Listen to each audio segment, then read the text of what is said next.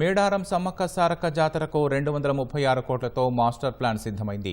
గద్దెల అభివృద్ధికి 58 కోట్లు, గద్దెల వద్ద కళాకృతి పనులకు 6 కోట్ల 80 లక్షలు, జంపనవాగు అభివృద్ధికి 39 కోట్లు, భక్తుల వసతి కోసం 50 కోట్లు, రోడ్ల అభివృద్ధికి 52 కోట్ల 50 లక్షలు, మిగతావి ఇతర ఖర్చుల కోసం ఖర్చు చేసేలా మాస్టర్ ప్లాన్ రూపొందించారు. మాస్టర్ ప్లాన్ పై మంత్రులు కొండా సురేఖ, సీతక్క, అడ్లూరి లక్ష్మణ్ సమీక్ష నిర్వహించారు. 2 కుంభమేళాలు నిర్వహించిన అనుభవం ఉన్న సంస్థలతో మాస్టర్ ప్లాన్ తయారు చేసినట్లు మంత్రి కొండా సురేఖ తెలిపారు. డిజైన్లకు మంత్రులు పలు మార్పులు సూచించారు. సీఎం రేవంత్ రెడ్డి అనుమతి తర్వాత మాస్టర్ ప్లాన్ ఆమోదించనున్నట్లు మంత్రులు తెలిపారు. సమ్మక్క సారక్క పూజారులతో చర్చించి వారి అభిప్రాయాలు, సూచనలను పరిగణలోకి తీసుకుని ఆధునికీకరణ పనులు చేపట్టాలని మంత్రులు స్పష్టం చేశారు.